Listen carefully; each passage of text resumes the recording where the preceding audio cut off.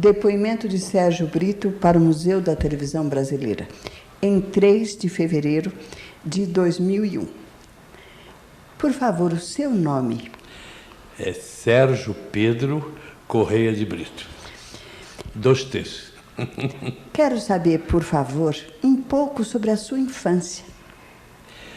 Olha, eu era um menino muito tímido, estudei no Externato São José dos Irmãos Maristas.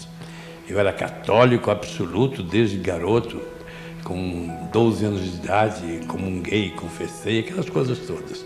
E levava isso tão a sério, o trabalho, a vida com os maristas, que eu saía pela rua, naquele bairro Vila Isabel, Tijuca, onde eu morava, saía com uma sacolinha pedindo dinheiro e esmola para a educação dos gentios. E acreditava nisso profundamente. Mas dentro da escola eu tive uma grande decepção com os irmãos. Eu percebi alguma coisa que era oculta, que a moral, as conveniências ocultavam, e eu descobri, e foi muito desagradável. Foi um choque para mim. Eu não sei Quero se eu saber conto, profissão. ele é muito violento. Deixemos para lá, então. Depois perguntarei. Mas eu deixei de ser católico. Profissão e nome dos seus pais. Lauro Correia de Brito e Alzira de Freitas Brito. Meu pai era um engenheiro frustrado, foi funcionário público toda a vida. Chegou na Prefeitura do Rio de Janeiro a um cargo máximo. Ele foi diretor do departamento pessoal da Prefeitura. Isso fez com que ele chegasse a um ponto que ele não podia ser mais nada. Então ele foi aposentado muito cedo. E é curioso, né? Quando ele foi aposentado, ele teve um infarto do coração. Era um homem habituado a trabalhar. O dia que parou de trabalhar, 4 ou 3 dias depois, teve um infarto. Irmãos, você tem?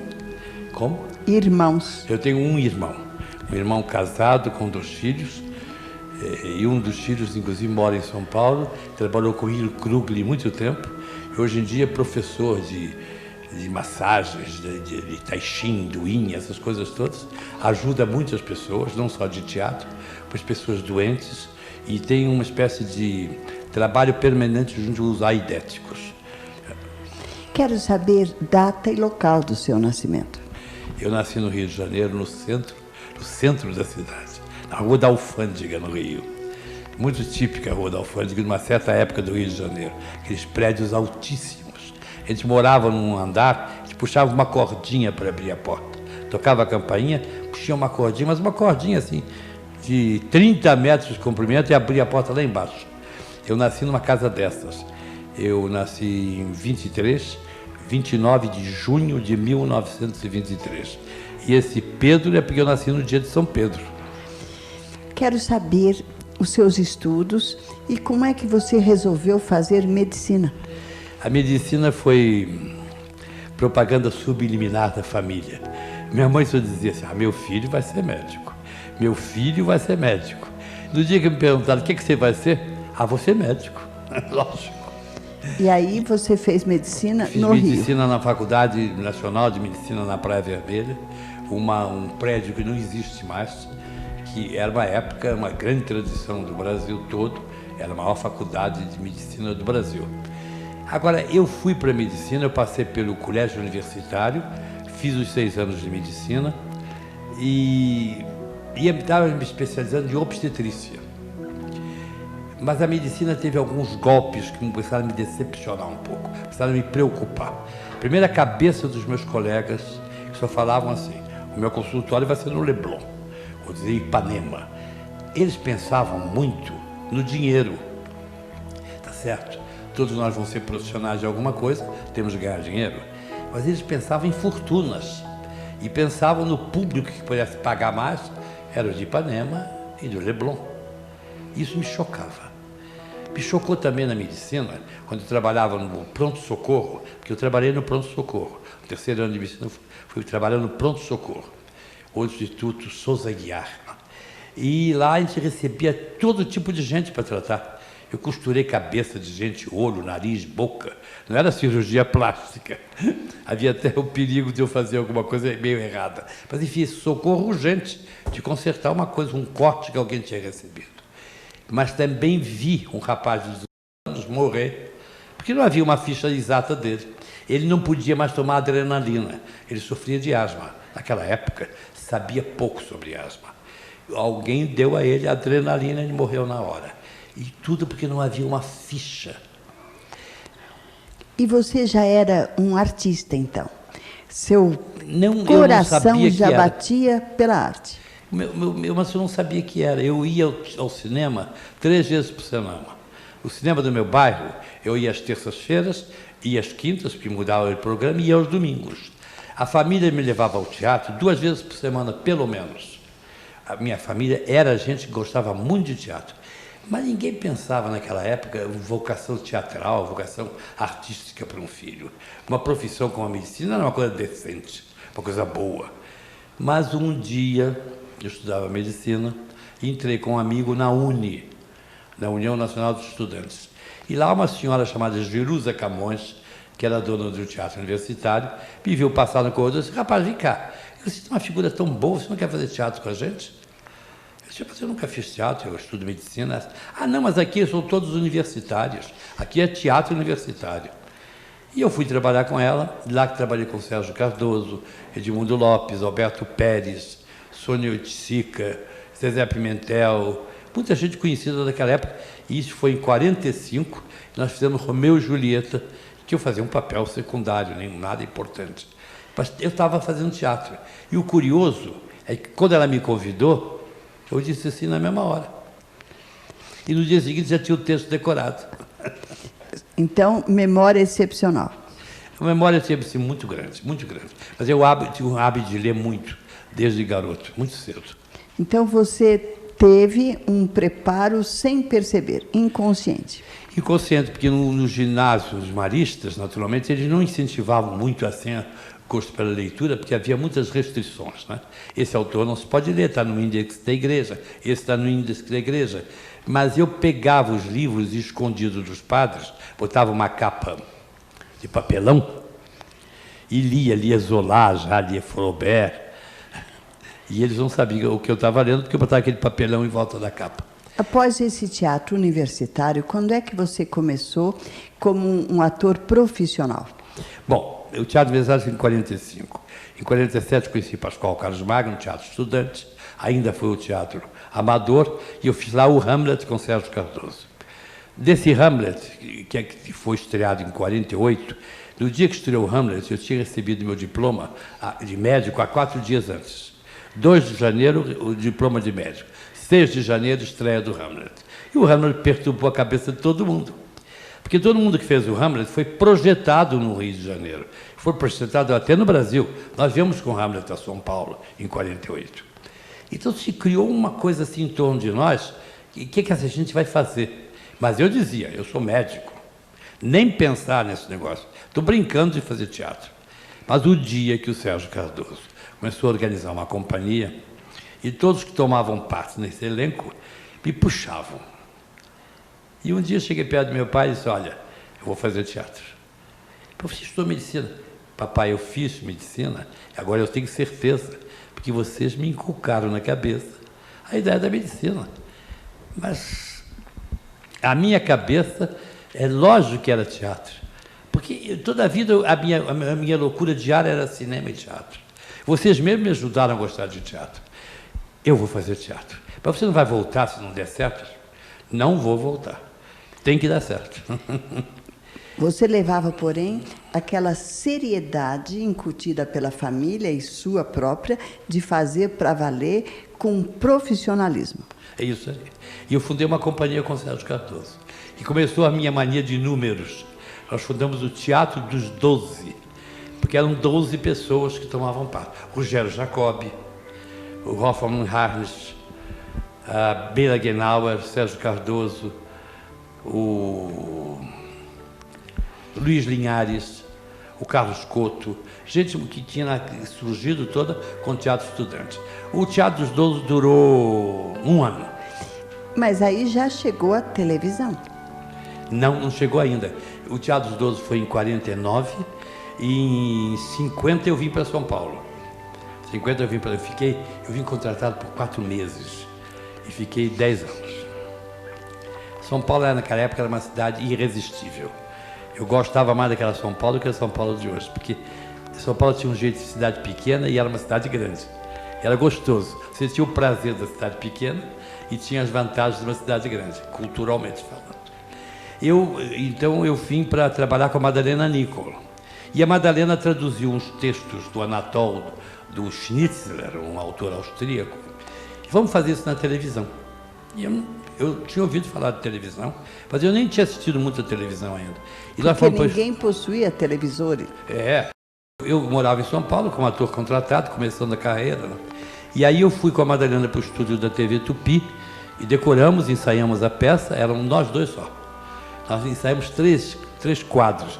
Esse Schnitzler, esse Anatol, era o personagem de um conquistador. Eu fiz 3 cenas diferentes com a Madalena. E a primeira vez eu conheci o Cassiano Gabos Mendes.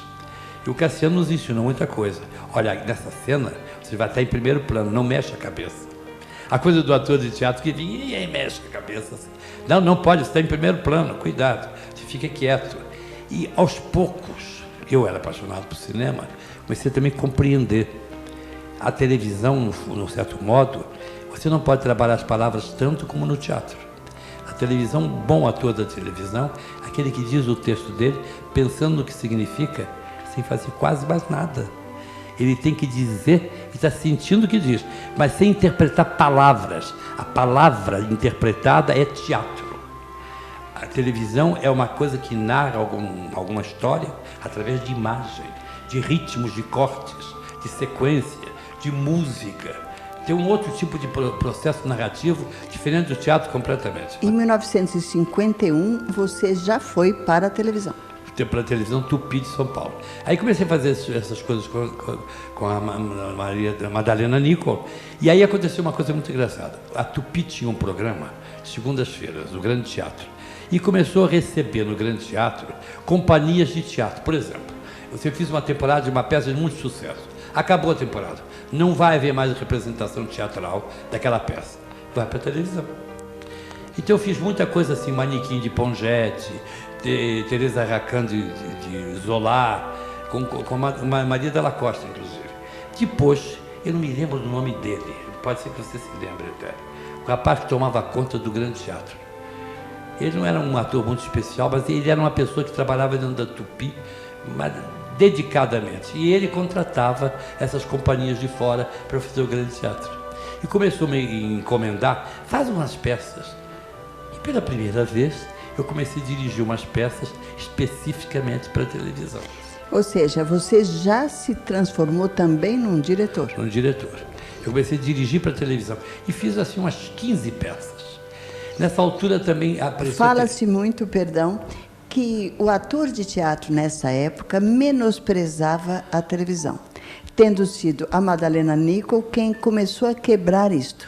Você talvez tenha sido, então, o segundo. Eu fui o segundo. E vi uma turma comigo muito boa. Eu trabalhava com o Sadi Cabral nessa época, trabalhei com a Fernanda Cosma, trabalhei com a Célia Biar, aí um pouquinho mais tarde com a Fernanda Montenegro, aí daí a pouco com a Natália Timberg, porque aí eu já estou falando de 51 até 54, 55. Todas as segundas-feiras, o teatro fazia sua presença na televisão, num espetáculo completo. Completo, uma peça inteira. A gente ensaiava uma semana, porque já havia o hábito de ensaiar uma semana inteira. Veja bem, não é muito o padrão da televisão em geral, né? A gente ensaiava uma semana inteira para fazer aquela peça um dia. Ou seja, vocês já começaram a marcar pela perfeição, pelo capricho. O ator já bem sabia. Essa coisa que eu tinha ouvido do Cassiano no primeiro dia, eu nunca esqueci. Eu dizia ao ator onde ele estaria, qual seria o ritmo da enquadração, as pausas que ele precisava fazer para ver o corte. Eu digo uma coisa, tem um tempo que eu posso usar outra palavra depois de um tempo, para dar um corte para outra pessoa. Com você não houve aquele choque de interpretação, teatro, televisão, que houve inclusive com Cacilda Becker? Com você não houve. Esse choque eu acho que eu não tive, vida. Por causa do amor meu pelo cinema, paixão pelo cinema. Na verdade, o que eu quis fazer minha vida toda foi cinema.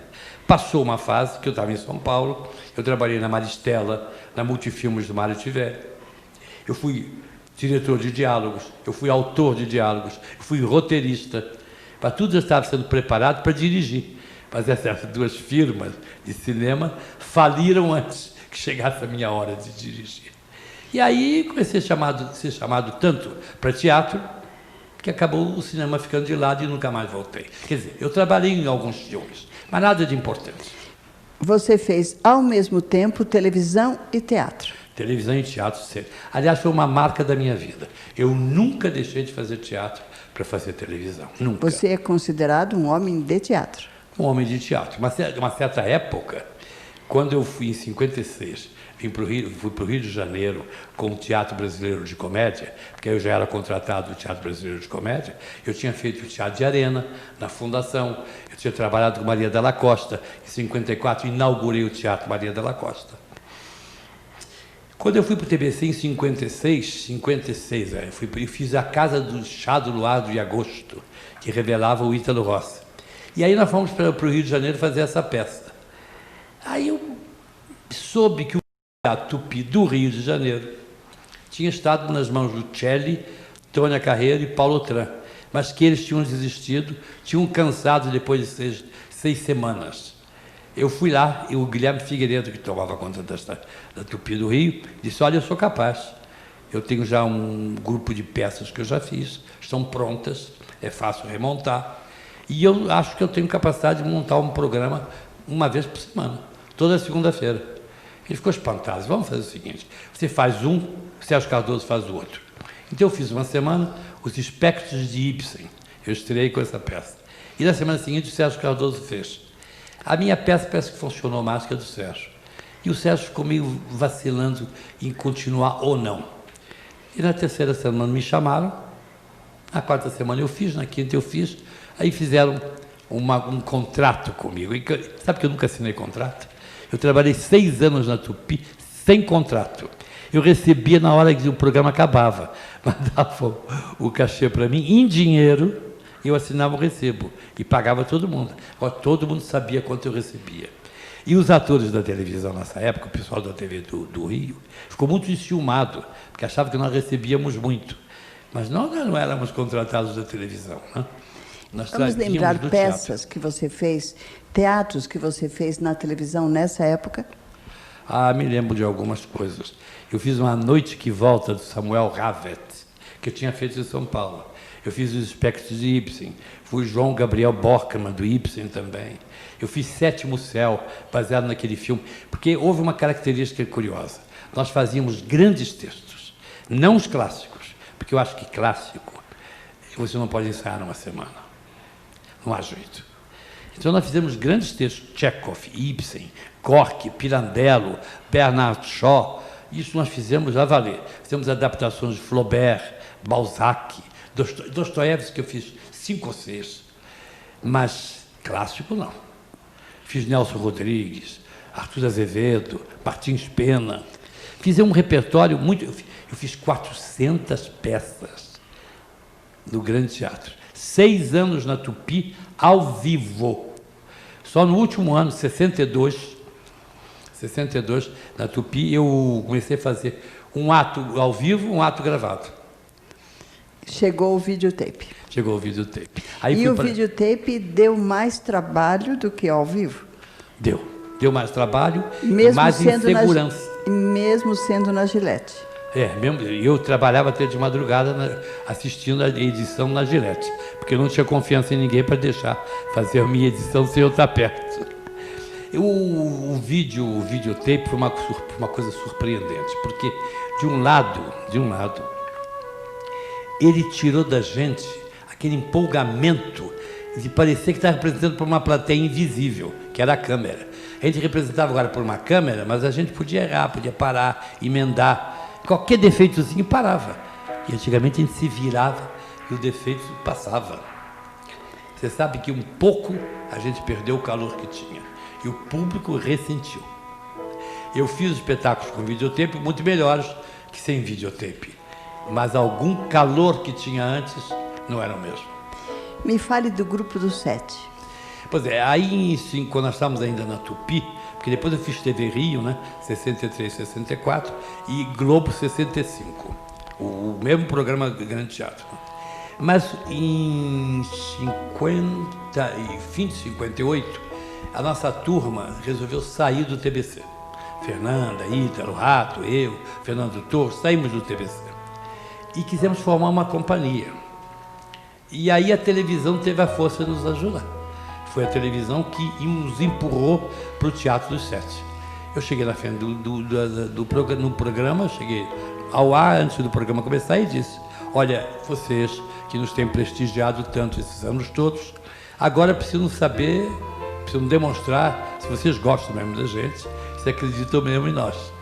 Então nós queremos fazer uma companhia de teatro. Dinheiro não temos. Temos fé em vocês. Vocês podem comprar antecipadamente assinaturas para a nossa companhia. Em 20 dias eu consegui 1000 assinaturas. Isso já era um dinheiro razoável, que deu um alento para começar a companhia. E nós começamos em 59 com o Mambembe, que tinha 80 pessoas em cena. Ou seja, você já era um ator, um diretor e era também um líder. Essa coisa de liderança é muito curiosa. Eu acho que é um pouco o destino da gente. Não é líder nem pela vontade de ser líder. Líder talvez pelo entusiasmo maior pelas coisas, por uma ligação. Eu tenho uma rapidez de raciocínio nas horas que tenho que decidir alguma coisa, que eu tenho até medo às vezes, porque eu posso também ser precipitado. Eu falo com alguém sobre algum trabalho meu, como eu fui ontem falar na Record, agora, nesses dias que estou vivendo, sobre a minha continuação ou não. Eu subi para falar ao bispo Marcos Aragão, que é uma simpatia de pessoa, e é o homem encarregado das novelas. Eu falei com ele 6 minutos contados no relógio. Combinei tudo, combinei até o ordenado de quem vai fazer uma sinopse de uma novela possível comigo. Em 6 minutos. Aí paramos, rimos até. Está tudo resolvido? Tá. Até logo, prazer, até logo, até amanhã. Não sei o quê.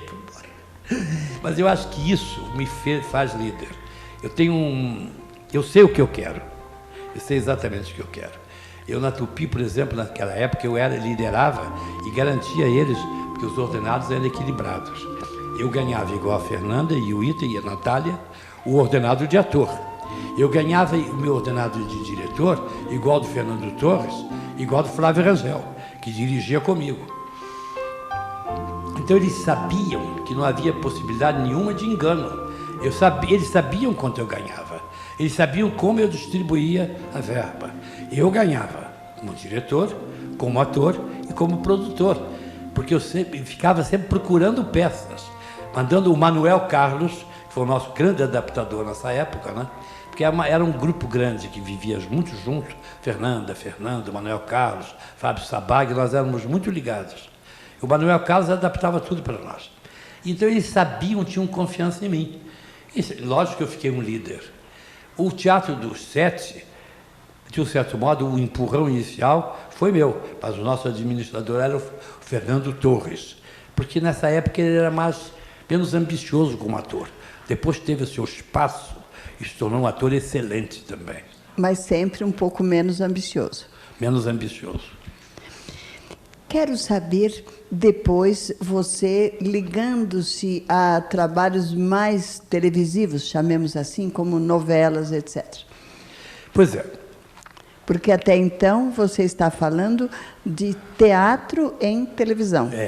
Mas em 63, nós estávamos na TV Rio. E a TV Rio foi abandonada por uma verdadeira leva de atores, todos do departamento musical e cômico. Os programas humorísticos e os programas musicais da TV Rio acabaram de uma hora para outra, porque a TV Excelsior contratou todo mundo e levou embora. A TV Excelsior, nesse tempo, embarcou mesmo a programação da TV Rio. E o Walter Clark nos chamou, a mim, a Fernando, e disse: eu queria que vocês me dessem alguma ideia. Porque ele pediu a todos os produtores da casa que inventassem alguma programação para substituir o que eles tinham perdido. E nós simplesmente sugerimos que ele contratasse o Nelson Rodrigues para escrever novelas. Essa história do Nelson Rodrigues escrevendo novelas é uma história à parte, que muito pouca gente lembra. Por favor, fale. Em 63 e 64 nós tínhamos 4 novelas do Nelson Rodrigues. A primeira chamava-se A Morta Sem Espelho.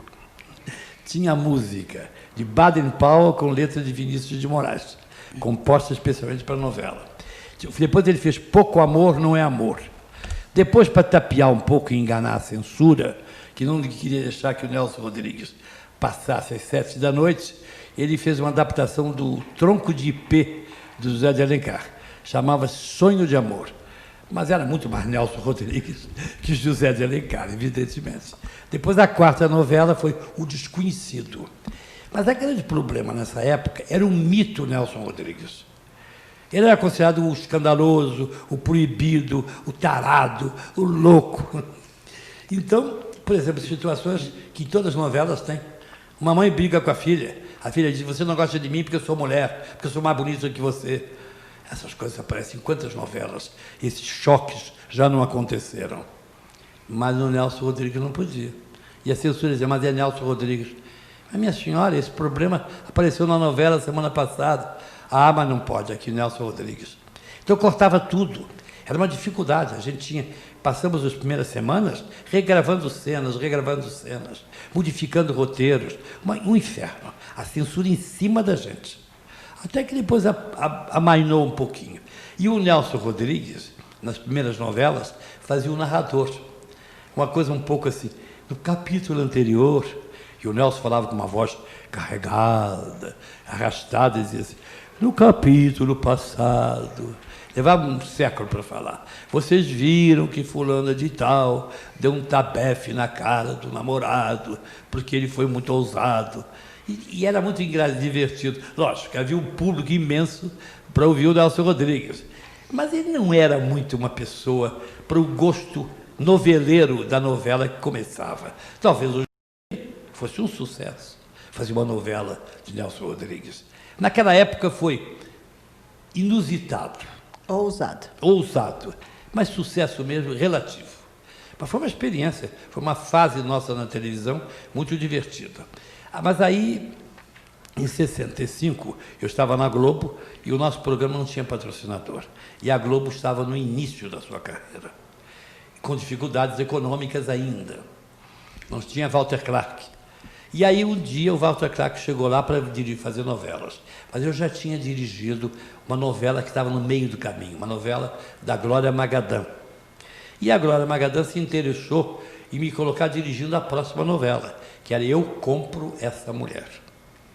Mas eu tinha brigado com o Walter Clark, da TV Rio. E o Walter Clark foi impiedoso. Ele entrou na TV Globo, me chamou, me pediu os meus conselhos, fui eu que sugeri a dupla Ioná Magalhães e Carlos Alberto, e depois ele mandou o departamento pessoal me despedir. E eu fiquei, aí pela primeira vez parei e disse, espera uma coisa, eu estou levando a minha vida seguindo os passos de uma carreira só de televisão. O teatro fica ficando secundário em relação à televisão. Isso é uma traição. No teatro, ninguém vai me trair assim. Esse processo de poder, de estar na frente, poder perder por uma fofoca, por uma intriga, no teatro não existe isso, não. A televisão é muito mais forte como produção no Brasil que o teatro. Como empresa. Como empresa. Então eu vi que, por que eu estava fazendo isso? Eu estava errado. Vou me dedicar mais ao teatro. E daí em diante mudou tudo. Porque em 65 em diante, eu comecei a fazer, antes de tudo, teatro. A televisão, vinha quando aparecia. Nunca mais eu fui uma pessoa totalmente dedicada à televisão. Em 70 eu dirigi uma novela da Glória Magadã, voltei a Tupi, reencontrei o Costa Lima, o Vivaldo Costa Lima, e reencontrei um pouco do meu clima de televisão. Eu trabalhei também em São Paulo, na Excelsior, eu dirigi 2 novelas, né? Eu dirigi Muralha e Sangue do Meu Sangue, isso em 78 e 79. Por favor, Sérgio Brito, detalhe um pouco mais Excelsior e Globo nessa época. Depois que eu saí da TV Rio, em 64, brigando com o Walter Clark, eu fui para a TV Globo em 65.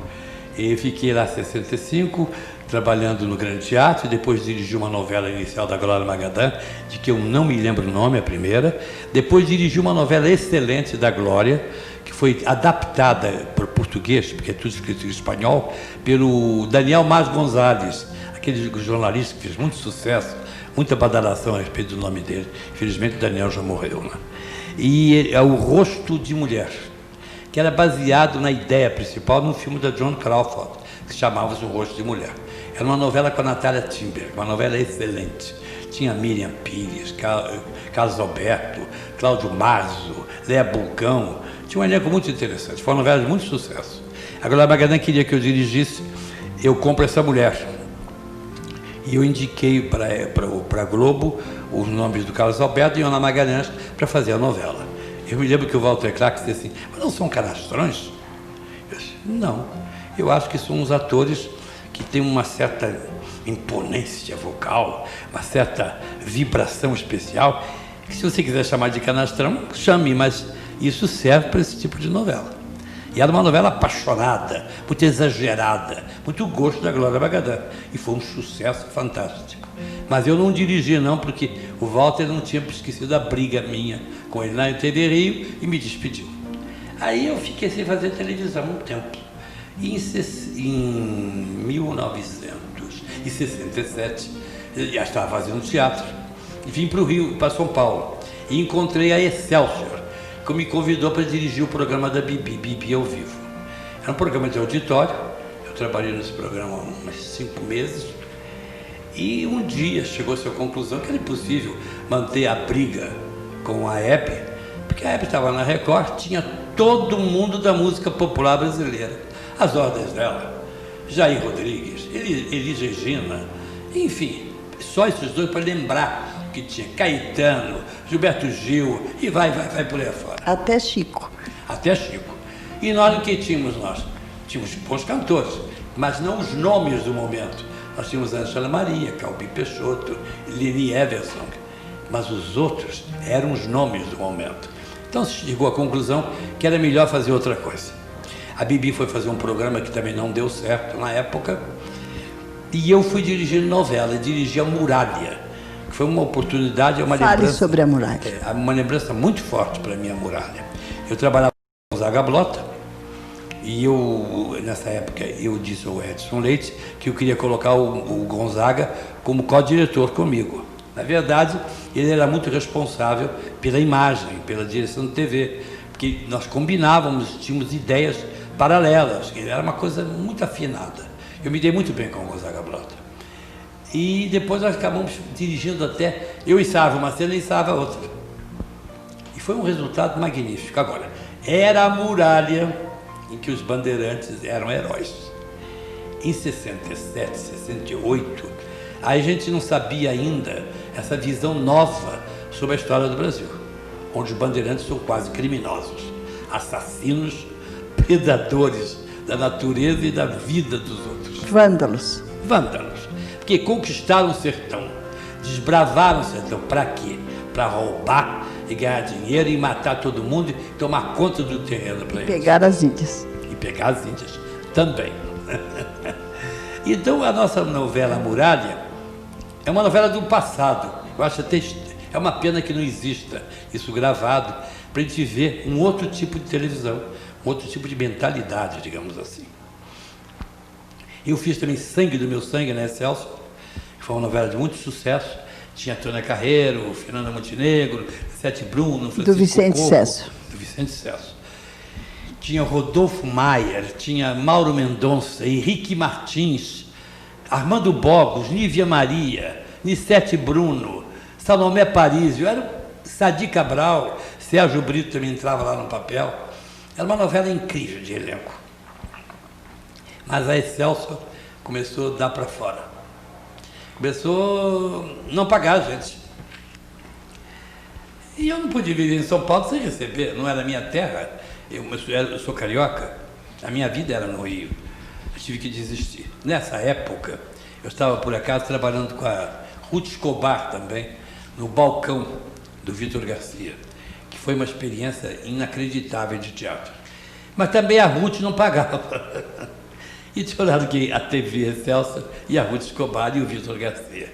O Vitor Garcia até que me chamou para fazer a estreia do balcão.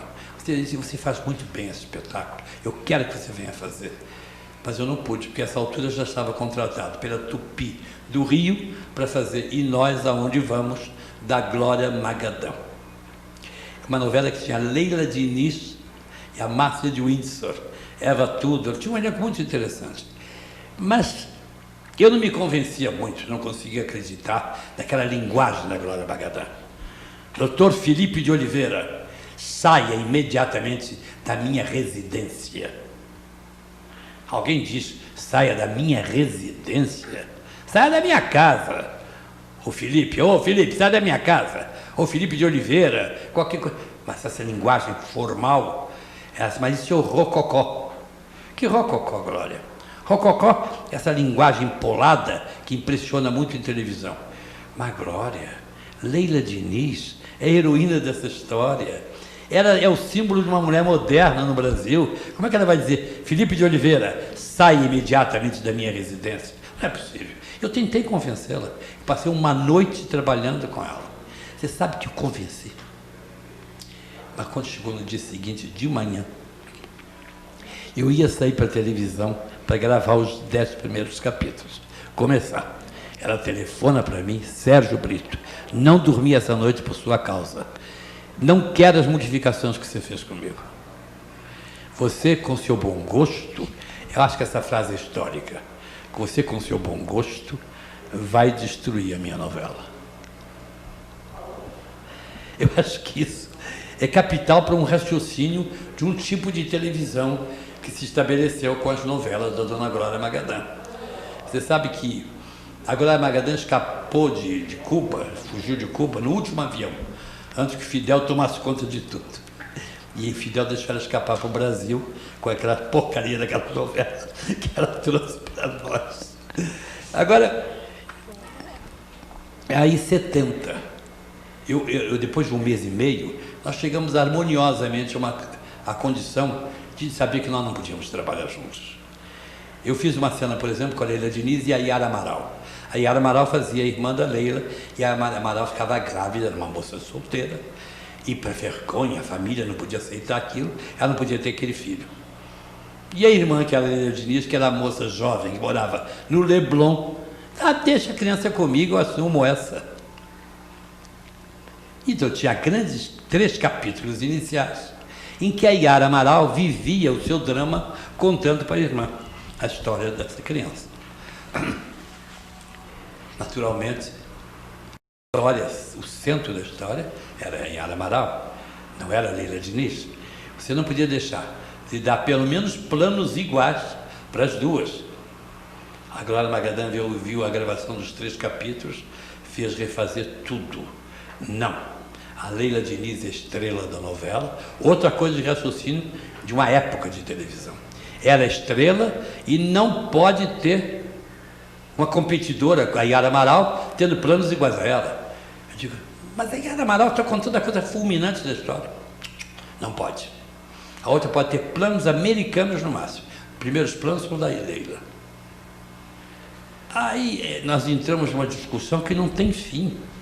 Quer dizer, ninguém mais tinha chance, a estrela tinha que ser estrela e acabou. Então nós chegamos a uma conclusão amigável, nos despedimos uns dos outros, muito bem, e eu fiquei na Tupi e voltei a dirigir um quadro do Bibi ao vivo. Isso foi em 70, 71. Fiz, aliás, um grande teatro outra vez na Tupi, a Joana d'Arc, o Canto da Cotovia, com a Fernanda Montenegro, e parou aí. Parou aí e eu fiquei afastado de televisão um tempo. Em 76, 77, a Globo começou a me chamar outra vez. Eu passei um período longe de televisão mesmo, fazia muito teatro. Eu estava no teatro, porque aquele teatro, vamos voltar um pouco ao teatro para emendar, aquele teatro dos 7, que começou em 59, durou até 65. Em 65 nós terminamos o Teatro 7, porque cada um começou a querer sair para o seu lado. Mas Fernando e eu ficamos juntos mais 3 anos, 66, 67, 68.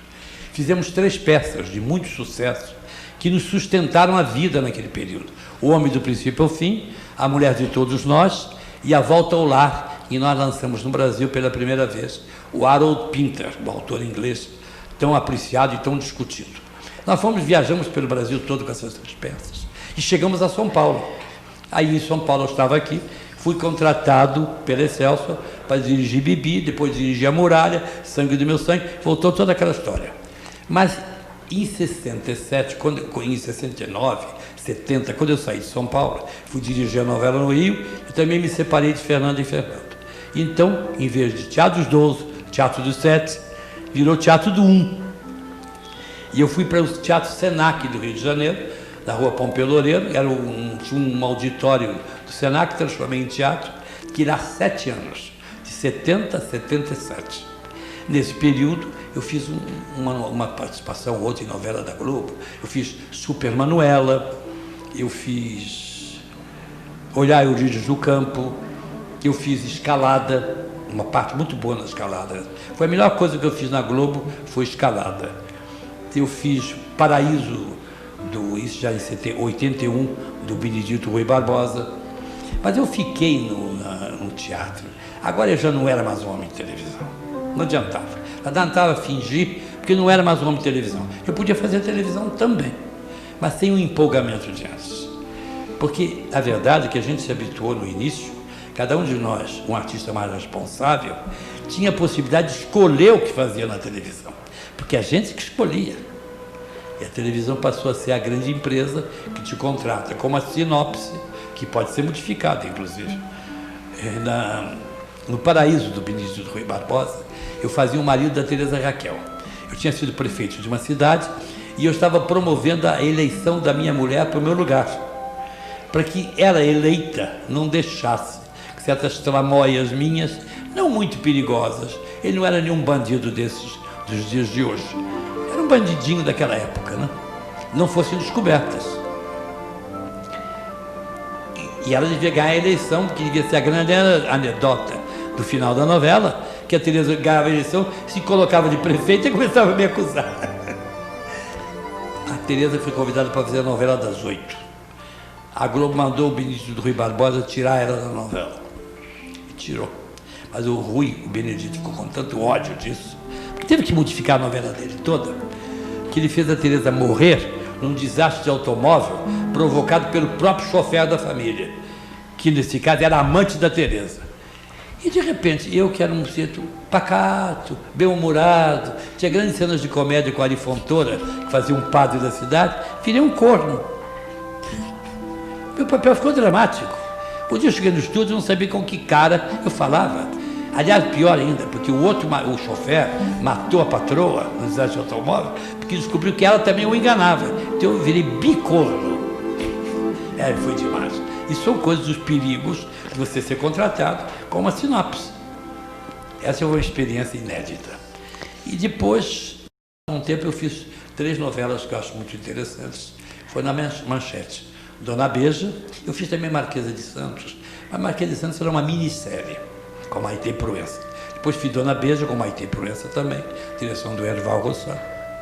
Fiz a primeira parte de Pantanal, que era um papel delicioso. Eram 15 capítulos. Eu fazia o pai das mocinhas lá do Pantanal. Daí, inclusive, eram Carolina Ferraz e a Ingra Liberato. E o diretor era o Jaime Monjardim. Eu fazia um homem apaixonado por pôquer, mas que nunca conseguia fazer um Royal Street Flush. E quando ele consegue fazer isso, ele está ensinando a jogar pôquer o neto, mas ele fica tão emocionado que morre do coração. É uma cena lindíssima. Depois eu fiz Chica da Silva, que eu acho que foi uma das melhores novelas que eu fiz em televisão nos últimos anos. Agora eu faço já há 3 anos um programa da TV educativa. Esse programa eu amo. É um xodó meu particular. Chama-se Diário de Teatro. Eu não sei por que a TV Cultura não mostra aqui em São Paulo. Não sei, mistérios. Mas eu sei que esse programa é visto no Brasil inteiro. E em São Paulo também pela TVA. Vai aos sábados no ar, eu falo sobre teatro, eu discuto assuntos de teatro, eu faço agendas sobre peças que estrearam. Meu programa não tem um formato fixo. De repente eu resolvo falar sobre palhaços. Faço 3 programas só sobre palhaços. Agora estou gravando 6 programas sobre dança moderna. Enfim, eu estou livre nesse programa, para botar a minha experiência cultural, lá sei eu, minha experiência de vida, minha experiência do meu amor pelo teatro, nesse programa. E ele é ouvido por classes sociais completamente diferentes. Um guardador de carro, nos dia, me falava: seu Sérgio, obrigado por esse programa. Sabe, eu vejo que o senhor é um cérebro. o senhor coloca o seu cérebro nesse programa. O senhor dá para nós esse cérebro. Coitado, ele fala mal, fala errado, mas o entusiasmo dele foi para mim muito compensador. Dessas coisas que compensam o trabalho que você tem.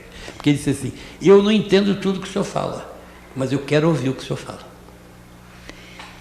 Vamos pegar um pouco o fio do teatro. Isso. Que, logicamente, acompanhou você por todos esses anos. Depois do TBC, né? O TBC foi 56, 57, 58. 59 foi Teatro dos Sete. O Teatro dos Sete durou 6 anos, até 65. Chegou um momento que a gente fazia um teatro muito perigoso.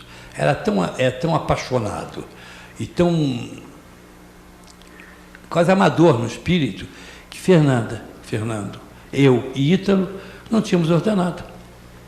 Nós tínhamos um elenco de 30 pessoas. Imagina um elenco de 30 pessoas contratado em teatro. Só naquela época, né? Só naquela época. E a gente ganhava o que sobrava no fim do ano. Quando sobrava um dinheirinho, a gente ganhava um dinheirinho. Mas quase não ganhava nada. E nós vivíamos fazendo grande teatro. Nós vivíamos da televisão. Isso era um sonho dourado. Agora, quando nós ficamos os três, nós não fizemos mais televisão, porque nós perdemos a televisão. Aí começamos a viver do teatro. Foi uma experiência muito interessante. Foi 67, 68, 69. Em 70 que nós nos desmanchamos, eu vim para o Rio. Vim para o Rio, para Tupi, e fundei o Teatro Senac, lá no auditório Senac. Daí eu fiquei 7 anos. Aí era Sérgio Brito, Produções Artísticas Limitada. E eu trabalhei com produtores associados a mim, o Fábio Sabag, o Adauri Dantas. Nós fizemos textos muito importantes. Fizemos O Marido Vai à Caça, do Feydô, direção do Amir Haddad, O Fim de Jogo, do Beckett, Entre Quatro Paredes, do Sartre. Fizemos A Noite dos Campeões, uma peça americana de Jason Miller, que tinha um elenco incrível, né? Carlos Kreber, Otávio Augusto, Zanoni Ferriti, Ítalo Rossi e eu. Essa peça depois foi feita em São Paulo com Cláudio Correia e Castro, Raul Cortez, Jonas Mello, Sérgio Mamberti. Nós fizemos Os Filhos de Kennedy, uma peça sobre os anos 60, que foi um sucesso enorme no Rio. Era com Suzana Vieira, Wanda Lacerda, Maria Helena Pader, Otávio Augusto e José Wilker. E essa mesma peça foi feita também em São Paulo, com Marco Nanini, Yara Amaral e Irene Ravache. O teatro estava tomando conta da minha vida totalmente. Eu muito satisfeito com isso. Aí eu conheci uma turma chamada, uma dupla, Mimina Roveda e Paulo Mamed. E nós resolvemos fundar um teatro, construir um teatro. Está lá ele construiu na Gávea, que chama-se Teatro dos Quatro. Mas os 4 são 3. O quarto nunca ficou. É impressionante. Mas nós já nos convencemos que é assim mesmo. Os 4 são 3. Os 3 mosqueteiros eram 4. Aqui é o contrário. Mas nós trabalhamos juntos desde 78. Produzimos durante 15 anos 17 espetáculos da maior importância. Fizemos Veranistas de Gorky, Papi Girti, do Valdo Viana Filho, a primeira peça liberada pela censura da ditadura. Fizemos Os Órfãos de Jânio, do Milo Fernandes. Fizemos As Lágrimas Amargas, de Petra von Kant, do Fassbinder. Afinal, Uma Mulher de Negócio, do Fassbinder. O Suicídio, de Nicolai Erdmann. Fizemos Assim é Se Lhe Parece, de Pirandello. Fizemos Sábado, Domingo e Segunda, de Eduardo de Filippo. Fizemos Filomena Marturano, de Eduardo de Filippo. O Tio Vânia, de Tchekhov. O Jardim das Cerejeiras, de Tchekhov. E por aí adiante. Fizemos um repertório excepcional. E em 93, o nosso patrocinador nos disse, não tem mais verba. E sabe que nós nunca mais conseguimos verba para produzir nenhum espetáculo nosso? Depois de ter produzido esses espetáculos todos. Tudo isso que você citou. Hoje em dia, aquele teatro que nós construímos com tanto amor, nos dá uma renda mensal, sim. Ele é alugado. E é o teatro mais procurado pelas companhias do Rio de Janeiro. Porque ele tem um público certo. Ele construiu uma vida, né? A vida dele própria durante 15 anos. Então o público sabe que vai aquele teatro, está bem endereçado. Mas há grandes sucessos nele, mas não são produções nossas. Quero saber, cinema, você fez? Fiz cinema, sim, fiz cinema esporadicamente. O melhor período de sonho foi São Paulo, 50, 51, até 53 aproximadamente. Eu trabalhava com Mário Chivelli na Multifilmes, na Maristela. Eu participei de pequenos papéis, O Comprador de Fazenda, com Procópio Ferreira e Morino. Eu trabalhei no Homem dos Papagaios, eu fiz o roteiro do Homem dos Papagaios do Procópio. Eu fiz os diálogos do Destino em Apuros, do Paulo Otran, que foi o primeiro filme colorido. Eu trabalhei em vários roteiros mais. Eu trabalhei com assistente de direção. Mas eu estava sendo preparado para dirigir um filme, que nunca aconteceu. Depois de 3 anos, começaram a me chamar muito mais para o teatro, para continuar essa coisa de cinema. Eu fui desistindo. Eu ainda trabalhei em cinema, eu fiz O Desafio, do Paulo César Saraceni, eu fiz Society Baby Doll, do Luiz Carlos Maciel. Tomei parte em algumas pontas de cinema e perdi de fazer Terra em Trânsito, do Glauber Rocha. Porque na ocasião, Fernando e eu, que devíamos entrar num elenco, íamos viajar com a nossa companhia numa excursão. O cinema ficou com uma saudade, uma coisa que não aconteceu. Mas na carreira artística sempre tem coisas que não aconteceram. Por exemplo, não aconteceu eu fazer um dia o Iago, do Shakespeare, que é um dos papéis que eu mais quis fazer na minha vida. Esse não aconteceu. Voltemos então à televisão atual. Seus últimos trabalhos. Bom, meus últimos trabalhos foram os trabalhos da Manchete, algumas participações de Você Decide na Globo, e agora esse é meu trabalho, essa volta, fazendo uma novela inteira outra vez, um papel talvez central, papel da novela. Não há um protagonista nessa novela, aliás, hoje em dia as novelas não têm muito isso, né? Mas o meu papel é um central, é ele que gera toda a história e toda a desgraça de todos os outros. Eu acho que o personagem, eu me inspirei muito em todos os bandidos que conheço por aí, Maluf, Nicolau, Eurico Miranda, eu me lembro dessa gente toda. Nome da novela? Vidas Cruzadas. Uma novela que está acabando agora, e eu, por surpresa TV minha, Record, São Paulo. São Paulo. Por surpresa minha, Record, acredito que vale a pena ficar comigo até o fim do ano. E eu vou ficar até o fim do ano da Record. Quer dizer, nós vamos nos encontrar muito em São Paulo ainda. E agora me foi sugerida a ideia de fazer uma sinopse para uma novela. E eu vou fazer com meu amigo, escritor, o Clóvis Levi. Eu já tenho a história toda na cabeça. Mas quem vai escrever mais os diálogos mesmo é o Clóvis, porque tempo para isso eu não tenho mesmo. Quero agora que você dedique, por favor, neste registro, alguma coisa a você, criatura humana. Quem é o Sérgio Brito? Eu sou Câncer. Câncer é uma pessoa muito fiel às pessoas de quem gosta. Eu fico muito espantado nos dias de hoje quando as pessoas dizem assim: não aguento mais. Ele quer tomar conta da minha vida, depende muito de mim, não me dá espaço. Eu não consigo entender como quando se gosta de alguém, não se consegue ser fiel e alimentar esse sentimento e esse amor, recriando em torno dele, porque esse sentimento precisa ser trabalhado. Não adianta só, eu amo e acabou. Não, eu amo e eu cuido. Você então é movido por amor? Sou movido por amor. Agora, ao mesmo tempo, tem um lado do Câncer meio safadinho. Aí esse lado safadinho existe em mim, sim, e eu vou em frente. Eu não sou muito fiel, fisicamente.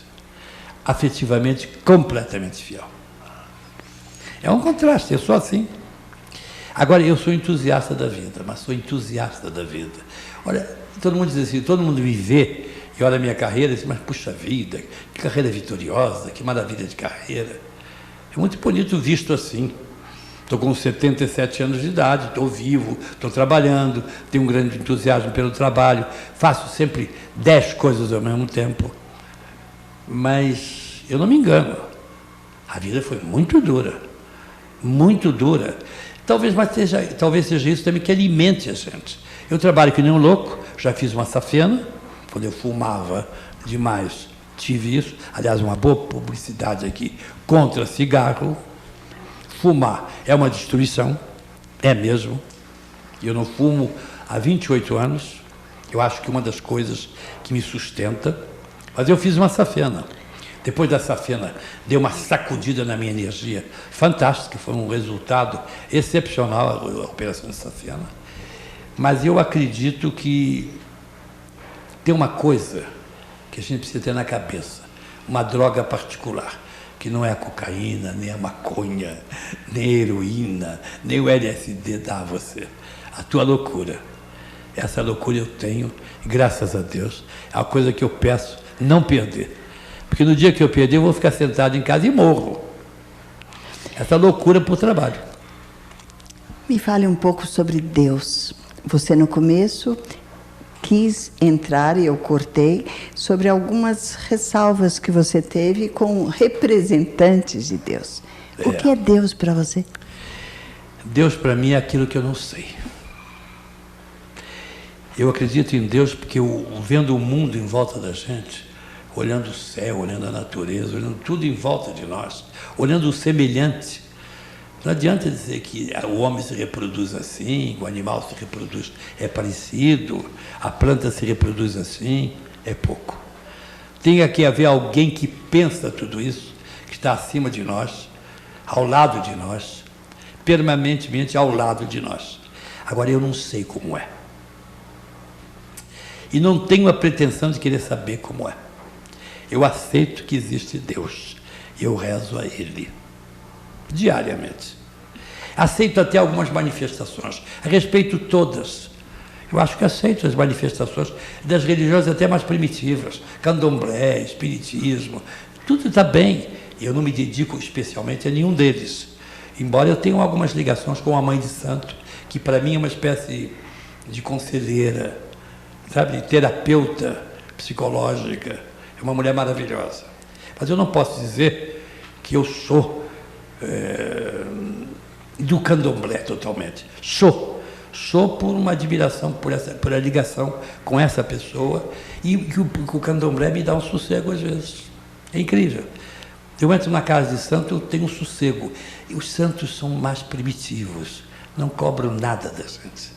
Os santos do candomblé não te cobram nada, não te dizem isso está errado ou aquilo está certo.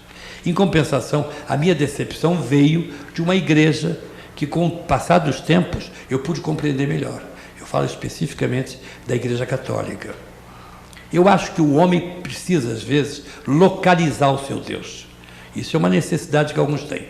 Eu cheguei a um momento que eu não preciso mais. Eu continuo a acreditar em Deus, mas não preciso localizá-lo. Agora, como eu posso acreditar numa igreja que fala num Deus generoso e, através dos séculos, matou tanta gente quanto Hitler, pela Inquisição? Então, um Deus generoso precisa que se mate tanta gente em nome dele? A Inquisição é uma coisa imperdoável. Não tem solução. Olha, essa mesma igreja que continua a falar de celibato de padres, que é uma coisa que não dá para acreditar. Você sabe que há pouco tempo se publicou nos jornais uma notícia terrível, que havia muitos padres morrendo de HIV, de AIDS.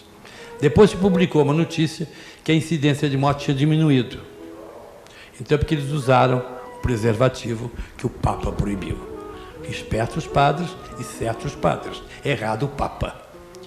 Esse polaco que está lá em Roma não me parece uma pessoa, me parece um fanático da Igreja Católica. E continua a falar que as mulheres não podem fazer aborto, mesmo que tenham sido estupradas. O filho é resultado de amor, não de um crime. Quando há crime, há direito de aborto. Agora, esse Papa fala de celibato, pensa em pedir perdão. Fez uma carta, se não falou uma carta, pedindo perdão pelos crimes da Inquisição. Não perdoa e ninguém pode perdoar. É uma mentalidade que durou séculos. Você tem uma penada e pede perdão agora, muito atrasado. Agora, uma frase final. Por favor, encerrando este lindo depoimento, eu quero uma frase de Sérgio Brito. Você sabe que eu, como brasileiro, gostaria que todos nós pensássemos muito nesse país, no nosso país. às vezes tão difícil de compreender. Difícil de compreender porque a gente tem lados majestosos como povo. Tem uma generosidade, um jeito afável de receber os outros, maravilhoso.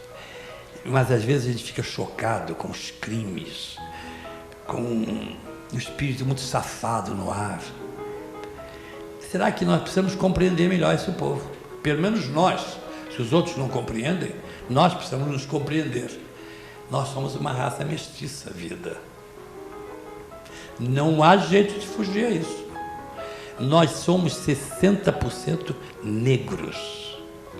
Nós somos índios, depois fomos muito negros. Nós somos mestiços, caboclos, mulatos, negros. E nós temos a sensualidade da mistura dessa raça portuguesa, dessa raça índia, dessa raça negra. Nós somos musicais, nós somos dançantes, nós somos sensualíssimos. E nós somos meio desorganizados. A nossa moral é muito especial. É a moral de gente mestiça. É uma moral meio safada. Mas nós somos assim. O Darcy Ribeiro conclui o livro dele poderosamente. Enquanto o Brasil não se assumir como raça mestiça, não vai se compreender e não vai ganhar a sua dimensão maior. Está na hora de a gente começar a compreender que é raça mestiça. Eu acho que é um bom começo de vida para esse Brasil. Milênio novo, compreensão nova, já é alguma coisa.